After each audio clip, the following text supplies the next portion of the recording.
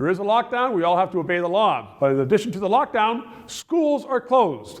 And there are thousands and thousands of kids at home and sometimes with their parents, and it's causing problems. Anthony Furey is the National Post columnist, and he joins me right now. He's a dad, and you have an opinion as to where schools should be locked down. I think they should be open. I think they should all be open, and I think the numbers back that up. And I think if you actually listen to all the top public health officials in the Western world, they all say it as well. I don't know why we have embraced this madness. How do the numbers back it up? Well, first of all, when we hear the phrase outbreak, really scary word, right? School outbreak, ooh, what does that mean? Outbreak actually means there's a case and they believe there may be an epidemiological link somewhere in that school. So maybe they got it in the school, they're not sure, or on the bus, or in the lunchroom or something like that, but they're not even 100% sure. Oh, outbreak. 90s movies taught me outbreak means we all suddenly get it and we're all dying from it. No, one kid gets it, they shut the classroom down, and everybody goes home.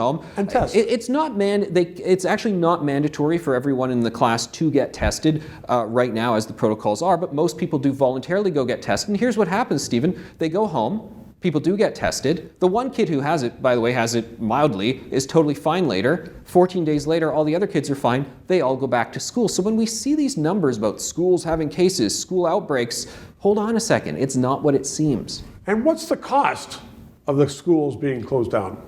Massive. To the children. I mean, it's children not being able to flourish. It's children not being able to live up to their developmental potential. It's kids staring like zombies at screens. I got to say, teachers in Ontario, they are doing a fantastic job, and I commend them for all of it. But everyone knows this is not natural, and we know from so many studies that children are far less likely to get it, to spread it, and to have serious outcomes from it.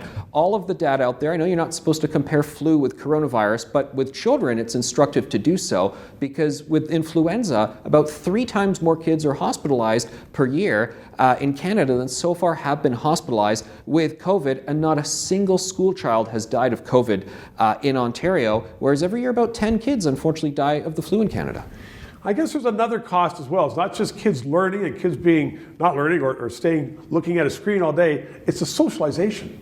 Absolutely, and that is a huge part of just growing up, learning how to be a human being, learning to interact in society, and particularly those younger kids, verbal cues, just learning to speak English well, read well, write it well, and so forth, which is so important. And interact with other kids and have manners and know what to do and learn how to behave. Growing into adults who run society in the next coming generations, and that's a major concern that's being held back. It's a big cost. Anthony Furey, thanks a lot. Thanks.